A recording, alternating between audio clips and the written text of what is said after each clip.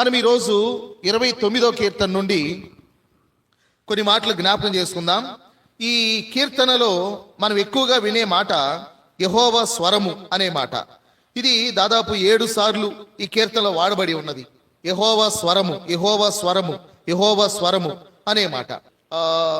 వారు హీబ్రూలో రాసినప్పుడు యెహోవా అని రాశారు, కానీ వారు పిలిచేటప్పుడు అడోనై అని పిలుస్తారు. వాళ్ళు యెహోవా అని యూదులు వారు పిలవరు. రాయడం మాత్రం యెహోవా అని రాస్తారు, పిలవడం మాత్రం అడోనై అని పిలుస్తారు.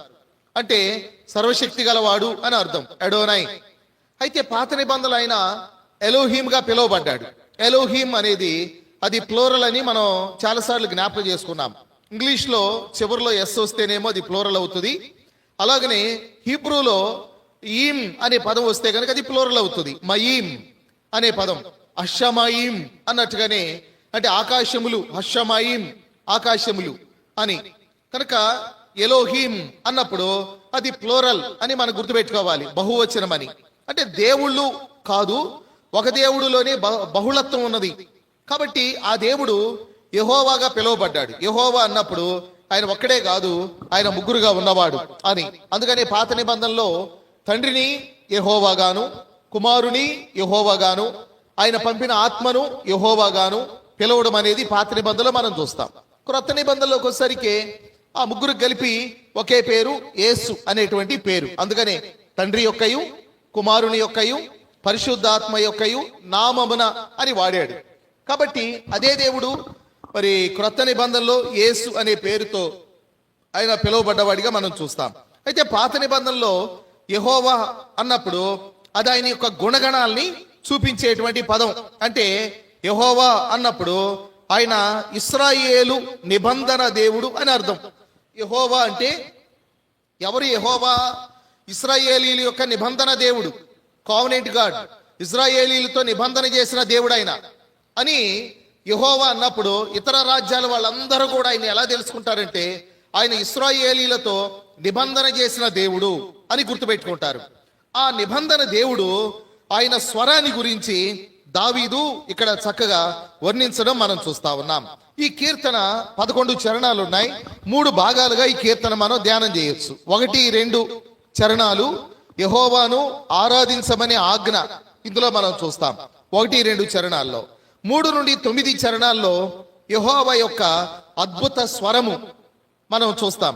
10, 11 చరణాల్లో యెహోవా రాజుగా పరిపాలించడం, యెహోవా ఆశీర్వదించడం, ఈ 2 కూడా 10, 11 చరణాల్లో మనం చూస్తాం. ఇప్పుడు 1, 2 చరణాల్లో యెహోవాను ఆరాధించమనే ఆజ్ఞ మనం చూస్తాం. ఈ ఆజ్ఞలో దైవపుత్రులారా యెహోవాకు ఆరోపించుడి అని అన్నాడు. అంటే దేవుని కుమారులారా యెహోవాకు ఆరోపించండి. అంటే మీ మహిమ, మీ ఘనత ఆయనకి చెందవలసిందంతా కూడా మీ వైపు నుంచి ఆయనకు ఆరోపించండి అని అన్నాడు. బైబిల్లో దైవపుత్రులారా అన్నప్పుడు అది ఎవరెవరికి పెట్టబడింది అంటే మనుషులకి పెట్టబడింది, రెండవది దేవదూతలకు కూడా పెట్టబడింది. వారు దేవుని కుమారులుగా పిలువబడ్డారు. మన యోబు గ్రంథం 1వ అధ్యాయంలో చూస్తాం, దేవదూతలు యెహోవా సన్నిధిని నిలవబడేటువంటి సమయం. అప్పుడు సాతానుడు కూడా వెళ్ళడం జరిగింది. అక్కడ దేవదూతలు అన్నప్పుడు దేవుని కుమారులు అనేటువంటి మాట వాడబడి ఉన్నది. కనుక దేవదూతలు దేవుని కుమారులుగా పిలువబడ్డారు. మాత్రమే కాదు, మనుషులు కూడా, భక్తి గల మనుషులు కూడా వారు దేవుని కుమారులుగా పిలువబడ్డారు. ఇంకా క్రొత్త నిబంధనలో ఎందరూ తను అంగీకరించారో వారందరికీ ఆయన పిల్లలు అవ్వడానికి ఆయన అధికారం ఇచ్చాడు అని మనం చూస్తాం.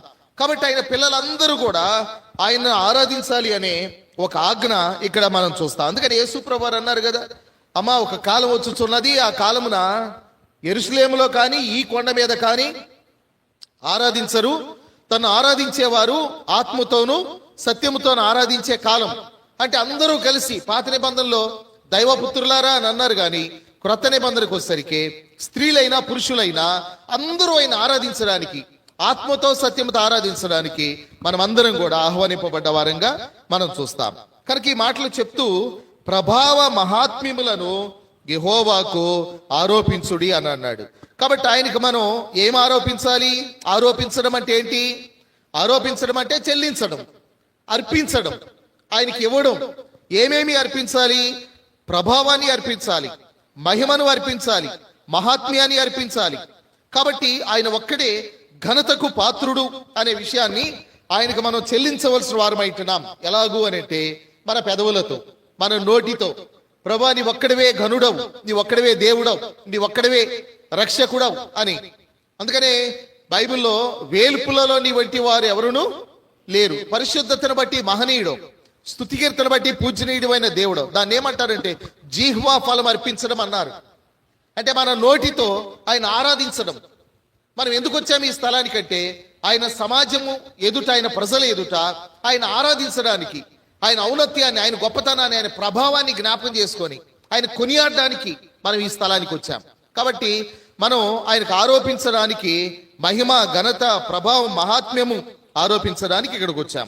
రెండవ చరణం, యెహోవా నామమునకు చెందవలసిన ప్రభావమును ఆయనకు ఆరోపించండి.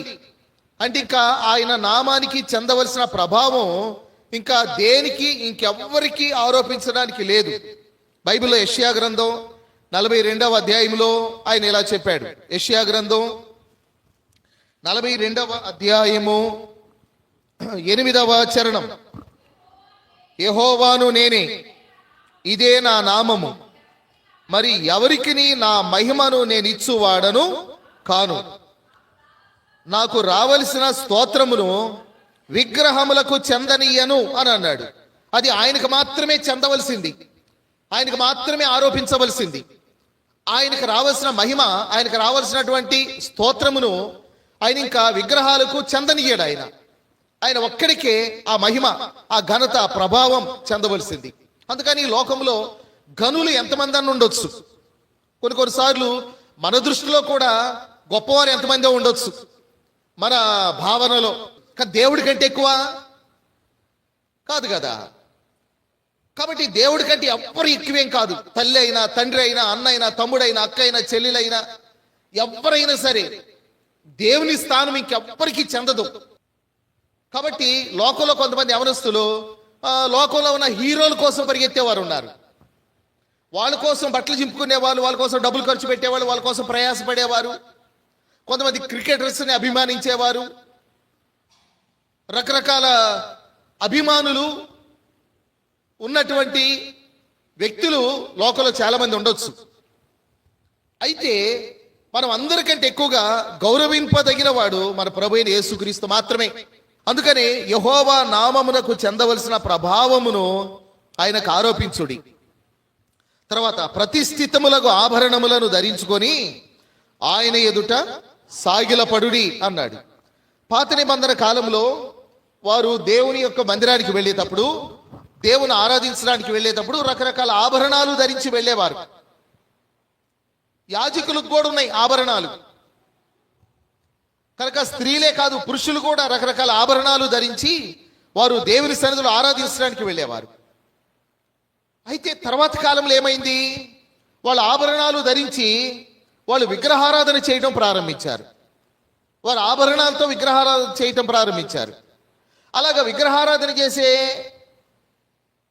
పరిస్థితి నుండి ఆదికాండం 35వ అధ్యాయంలో యాకోబు తన ఇంటి వారితో ఏమన్నాడు అని అంటే, మనం బేతేలుకు వెళ్తున్నాము కనుక మీ దగ్గర ఉన్నటువంటి అన్య దేవతలను, మీ ముక్కులున్నవి, చెవులకున్నవి, ఆ పోగులు, ఆ బంగారం, అన్య దేవతలకు సంబంధించినవి అవన్నీ తీయండి అని వాటిని తీపిచ్చి ఓ చోట పాతిపెట్టి ఆయన బేతేల్లో ఉన్న దేవుని ఆరాధించడానికి తన ఇంటి వారితో కూడా వారు వెళ్ళినట్టుగా మనం చూస్తాం. కనుక ఈ భౌతిక సంబంధమైన ఆభరణాలు కాదు దేవుడు కోరుకునేది, ఆత్మ సంబంధమైన ఆభరణాలు ఆయన కోరుకుంటా ఉన్నాడు. బైబిల్లో 110వ కీర్తనలో మనం చూస్తాం ఇలాగా. 110వ కీర్తన, కీర్తనల గ్రంథం 110వ కీర్తన 3వ చరణం, యుద్ధ సన్నాహ దినమున నీ ప్రజలు ఇష్టపూర్వకముగా వచ్చేదరు, నీ యవనస్తులలో శ్రేష్ఠులు పరిశుద్ధాలంకృతులై మంచువలే అరుణోదయ గర్భములో నుండి నీ వద్దకు వచ్చేదరు. నీ యవనస్తులలో శ్రేష్ఠులు పరిశుద్ధాలంకృతులై, పరిశుద్ధమైనటువంటి అలంకారములు. కనుక దేవుడు పరిశుద్ధమైన అలంకారాలు కోరుకున్నాడు. పరిశుద్ధమైన అలంకారాలు అంటే ఏంటి? పేతురు రాసినటువంటి మొదటి పత్రిక 3వ అధ్యాయము మొదటి నుండి నేను చదువుతాను. అటువలే స్త్రీలారా, మీరు మీ స్వపురుషులకు లోబడి ఉండుడి. అందువలన వారిలో ఎవరైనాను వాక్యములకు అవిధేయులైతే వారు భయముతో కూడిన మీ పవిత్ర ప్రవర్తన చూచి వాక్యము లేకుండానే తమ భార్యల నడవడి వలన రాబట్టబడవచ్చును. జడలు అల్లుకొనుటయు, బంగారు నగలు పెట్టుకొనుటయు, వస్త్రములు ధరించుకొనుటయు నన్ను వెలుపటి అలంకారము మీకు అలంకారముగా ఉండక, సాధువైనట్టియు మృదువైనట్టియునైనా గుణమను అక్షయ అలంకారము గల మీ హృదయపు అంతరంగ స్వభావము మీకు అలంకారముగా ఉండవలెను. అది దేవుని దృష్టికి మిగుల విలువ గలది. అటువలే పూర్వము దేవుని ఆశ్రయించిన పరిశుద్ధ స్త్రీలను తమ స్వపురుషులకు లోబడి ఉండుట చేత తమ్మును తాము అలంకరించుకున్నారు. కాబట్టి ఇది అలంకరణ. దీన్ని పరిశుద్ధ అలంకరణ అన్నారు. అంతరంగిక అలంకారమును గురించి ఇక్కడ చెప్పబడింది. సాధువైనట్టి మృదువైనట్టియునైన గుణమను అక్షయ అలంకారము గల మీ హృదయపు అంతరంగ స్వభావం మీకు అలంకారంగా ఉండాలి. దేవుని దగ్గరకు వచ్చేటప్పుడు ఆయన పరిశుద్ధ అలంకారములు ధరించుకొని రమ్మన్నాడు. అంటే ఎలాగో సాధువైనట్టి, మృదువైనట్టి, వినయముతో కూడిన, విధేయతతో కూడిన, తగ్గింపుతో కూడిన అలాంటి పరిశుద్ధ అలంకారములు ధరించిన వారంగా ఆయన దగ్గరకు రావాలి. కాబట్టి ఆయన దగ్గర గర్వము, అహంకారం ఆయన ఇష్టపడేవి కావు. సాధువైనట్టి, మృదువైనట్టి అలంకారాన్ని కోరుకునేవాడు. కాబట్టి అలాంటి అలంకారముతో మనం ఆయన ఆరాధించాలని ఆయన మన నుండి కోరుకుంటున్నాడు. విరిగి నలిగిన మనస్సే నీకు ఇష్టమైన బలి అని అన్నాడు.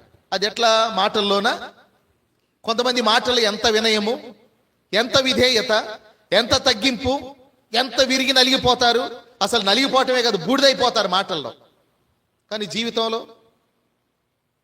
సోమవారం నుండి శనివారం దాకా అహంకారం, గర్వం, అతిశయం, ఉప్పొంగడం, అలాంటి ఆరాధన దేవుడు అంగీకరిస్తాడా?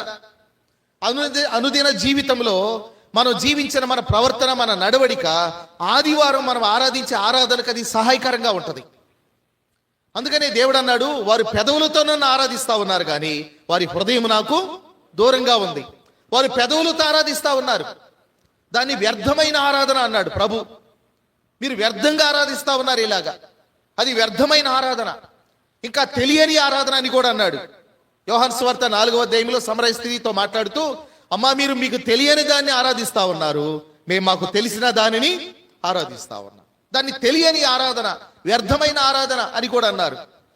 అలాగూ మనం ఆరాధించడానికి కాదు, మనం విరిగినలిగిన హృదయముతో సాధువైన, మృదువైన హృదయము, అంతరంగిక గుణము కలిగిన వారంగా ఆయన ఆరాధించడానికి ఆయన దగ్గరకు వచ్చాం. అందుకని ఇక్కడ 29వ కీర్తనలో ప్రతిష్ఠితములకు ఆభరణములు ధరించుకొని ఆయన ఎదుట సాగిలపడుడి అని అన్నాడు. మనం ఆయన ఎలా ఆరాధించాలో ఈ మాటలో చెప్పాడు. ఆ తర్వాత 3 నుండి 9 వరకు ఆయన అద్భుత స్వరాన్ని గురించి మాట్లాడాడు. ఆయన స్వరం ఎంత గంభీరమైనదో ఇక్కడ జ్ఞాపకం చేశాడు.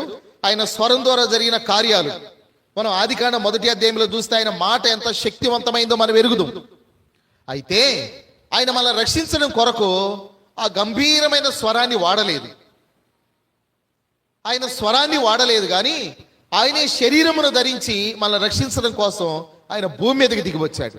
ఆ గంభీరమైన స్వరం కలిగిన దేవుడు ఆయనే మానవుణ్ణి, మానవ ఆకారమును, మానవ శరీరాకారమును ధరించి రిక్తునిగా, దాసునిగా ఆయన మన కొరకు భూమి మీదకి ఆయన వచ్చాడు. ఆయన వినయాన్ని మనము దానికి కంపేర్ చేసి మనం చూస్తా ఉన్నాం. 3 నుండి 9 వచనాలు. తర్వాత 10, 11 చరణాల్లో ఆయన రాజుగా పరిపాలిస్తూ ఉన్నవాడిగా మనకు కనబడతాడు. యెహోవా ప్రళయ జలముల మీద ఆసీనుడాయను. యెహోవా నిత్యము రాజుగా ఆసీనుడై ఉన్నాడు. ఆయన ఎంత గొప్ప దేవుడో మనం చూస్తాం. పిలాతు అడిగాడు కదా, నీవు రాజువా? ప్రభు అన్నాడు, అవును నీవు అన్నట్టు రాజునే. ఆయన అప్పుడు కూడా రాజే, శిలువ మరణం పొందేటప్పుడు కూడా రాజే. ఆయన బాలుడుగా ఉన్నప్పుడే యూదులో రాజుగా పుట్టినవాడు ఎక్కడా? మేము ఆయన నక్షత్రాన్ని చూసి ఆయన ఆరాధించడానికి వచ్చామన్నారు తూర్పు దేశపు జ్ఞానులు. ఆయన శ్రమలు పడినప్పుడు, తృణీకరించబడినప్పుడు, హింసింపబడినప్పుడు కూడా రాజే ఆయన. ఆయన నిత్యము రాజుగా ఉన్నాడు. ఆయన నిత్య సింహాసనాసీనుడు అనే విషయాన్ని మనం గుర్తుపెట్టుకోవాలి. తర్వాత 11వ చరణంకి వచ్చేసరికి ఆయన తన ప్రజలను ఆశీర్వదించే రాజుగా మనం చూస్తాం. యెహోవా తన ప్రజలకు బలమును అనుగ్రహించును. యెహోవా తన ప్రజలకు సమాధానము కలుగు చేసేవాడు, వారిని ఆశీర్వదించేవాడు. కనుక ఆశీర్వదించు రాజుగా ఆయన మన జీవితంలో గడిచిన కాలం అంతట్లో ఆయన చూపిన కృపను, ప్రేమను, త్యాగాన్ని మనం తలంచుకొని ఆయనకు మనం స్తుతులు చెల్లిద్దాం.